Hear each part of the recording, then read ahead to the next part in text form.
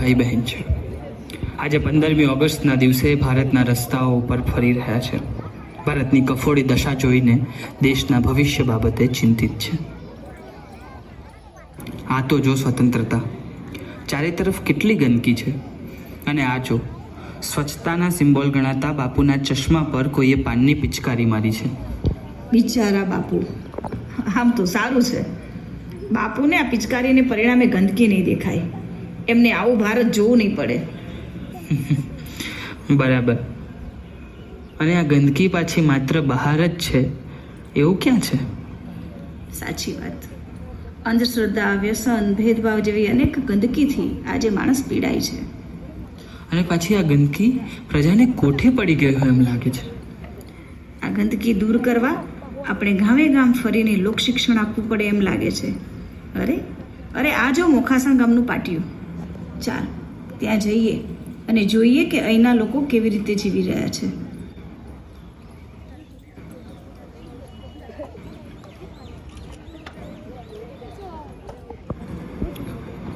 અલ્યા ભીખા, આજ તો 15મી ઓગસ્ટ છે. દેશ પ્રેમ તો એટલો ફાટ થાય છે ને કે ના પૂછો વાત.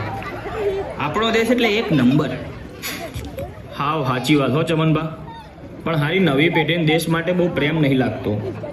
આ બધાને તો સર સૈનિક સ્કૂલમાં મોકલી દેવા જુઓ. બરોબર છે. આ લોકોમાં નહીં શિસ્ત કે નહીં આ લોકોને ટેમ નહીં પડી. હવે મારા છોકરાનો છોકરો, હું પેલા દાડ સવારના 4 વાગે ઉઠ્યો તે હજી હુવા જતો હતો. બોલ, આમાં દેશ ચોથી ઊંચો આવે યાર. મને તો એવો આઘાત લાગેલો ને શું કે 2 લમણાની આલુ. જય હિન્દ ચમન બાપા. તમારી વાતો અમે સાંભળી. અમારે શિસ્ત અને સમય બાબતે ધ્યાન રાખવું જોઈએ એ વાત સાચી, પણ તમે વડીલ છો એટલે ખોટું ન લગાડો તો એક વાત કહું. હા બોલ ને દીકરા. મને લાગે છે કે દેશના સારા નાગરિક બનવા માટે ઘણી બધી નાની નાની વાતોનું ધ્યાન રાખવું જોઈએ. એટલે સારો નાગરિક કચરો હંમેશા કચરા પેટીમાં જ નાખે. એ જ્યાં ત્યાં કચરો ફેંકે નહીં. કાકા, અમે બંને જોયું કે તમે હાલ જ અહીં પિચકારી મારી. અને તમે આમ ગામ વચ્ચે ઊભા રહીને વ્યસન કરો તો નવી પેઢી એમાંથી શું શીખે? તમે અમારા વડીલ છો એટલે અમે તમને એકદમ નમ્ર ભાવે કહીએ છીએ કે મહેરબાની કરીને આ વ્યસન છોડી દો અને સ્વચ્છતાનું પાલન કરીને આપણે સૌ સાચી દેશભક્તિ બતાવીએ. સારા નાગરિક બનવાની શરૂઆત આજથી જ કરી દઈએ. અમે કચરો પાડ્યો તો અમે જ લઈશું ને તાણ. આ છોકરાઓ મારા બેટા નિહાળમાં ભણીને એવડા મોટા થઈ ગયા છે કે હવે આપણને ભણાવે છે. બહુ રાજી થયો હું છોકરાઓ.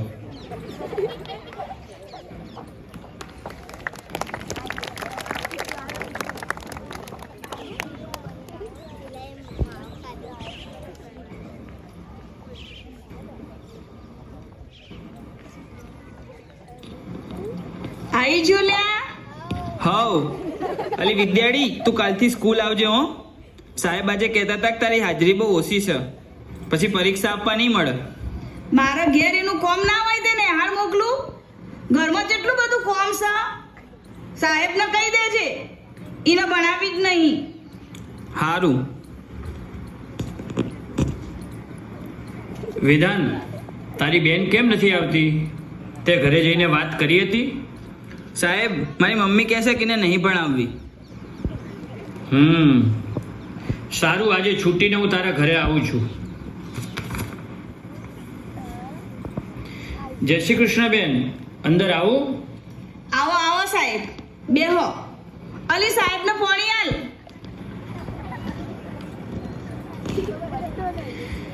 કેમ વિદ્યા, તું સ્કૂલ નથી આવતી? બેન, આ તમારો વેદાંત બરોબર નિયમિત શાળાએ આવે છે, ભણવામાં હોશિયાર છે, અને આ વિદ્યા પણ હોશિયાર છે, પણ હમણાંથી અનિયમિત બહુ રહે છે. એને શાળાએ કેમ નથી મોકલતા? વેદાંત કહેતો હતો કે તમે એને ભણાવવાની ના પાડો છો. સાહેબ, મારા ઘરમાં બહુ કોમ હોય છે. હું ખેતરે જઉં એટલે ઘરનું બધું કોમ કોણ કરે? અને આ બધું એને આવડશે તો જાણે વડાવાની થશે તાણે કોમ લાગશે. ભણતર શું કરવાનું સાહેબ? સોડીની જાતને તો આ જ કરવાનું હોય ને. બેન, આમાં જ તો તમારી ભૂલ થાય છે. ભણતર તો જીવનના ઘડતરનું કામ કરે છે. આ હમણાં તમે જોયું જ હશે કે સુનીતા વિલિયમ્સ અવકાશમાં જઈને આવ્યા. એ આપણી નજીકના ઝુલાસણ ગામની જ દીકરી છે. આ ગામની શિક્ષિકા બહેનો જુઓ, ભણી પણ છે અને ભણાવે પણ છે. બેન, જીવતરનું અંધારું દૂર કરવા માટે શિક્ષણની બત્તી જ કામ આવે છે. મારી તમને ખાસ વિનંતી છે કે તમે વિદ્યાને ભણાવો. તારે ભણવું છે ને વિદ્યા? હા સાહેબ. સારું સાહેબ, હું એને ભણવા મોકલે. કદાચ ભણતરથી એના જીવતરનું અંધારું દૂર થાય અને એ આગળ જતાં સુખી થતી હોય તો હું 2 કામ વધારે કરી લે. તમારી વાત સાચી છે, હું એને ચોક્કસ ભણાય.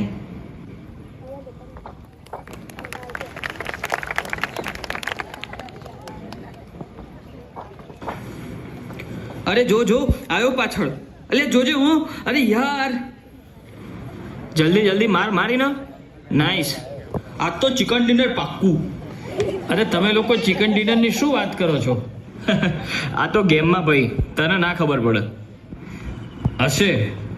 અરે ચલો, સ્કૂલમાં ધ્વજવંદન કરવા નથી આવવું?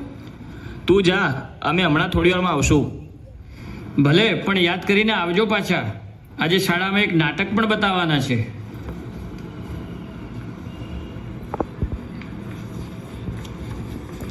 અરે લગભગ કલાક થઈ ગયો, કાર્યક્રમ પણ પતી ગયો, તમે તો આવ્યા જ નહીં અને હજી પણ ગેમ રમો છો?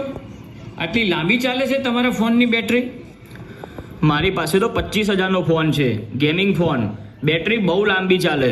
ઘરે માથાકૂટ કરીને લેવડાવ્યો છે આ ફોન, એમને એમ નથી મળ્યો. અને આ જો, અમારી પાસે પાવર બેંક છે. એમ ચાલુ ગેમમાં ફોન કંઈ થોડો બંધ થવા દઈએ?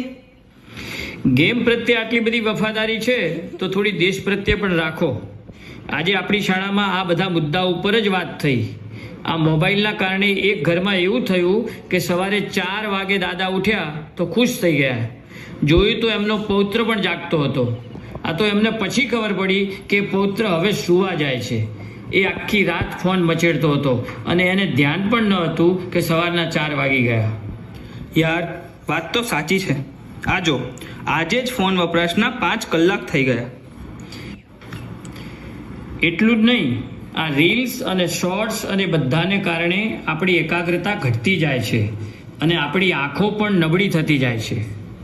પરીક્ષા માટે વાંચવા બેસીએ તો પણ થોડી વારે ઉઠવાનું મન થાય છે. તારી વાત બરાબર છે. બીજું શું કીધું સ્કૂલમાં? આ મોબાઈલની લત ધીરે ધીરે એવી લાગે છે ને કે આપણે વિચારતા અને વિકસતા અટકી જઈએ છીએ અને આ લત તરત છૂટવી અઘરી છે. પણ આપણે પ્રયત્ન કરીશું કે ફોનનો બને એટલો ઓછો ઉપયોગ કરીએ. આજથી જ હું નિર્ણય લઉં છું કે રોજ માત્ર 1 કલાક જ ફોન વાપરીશ અને બને તેટલો વધારે એનો સદુપયોગ કરીશ.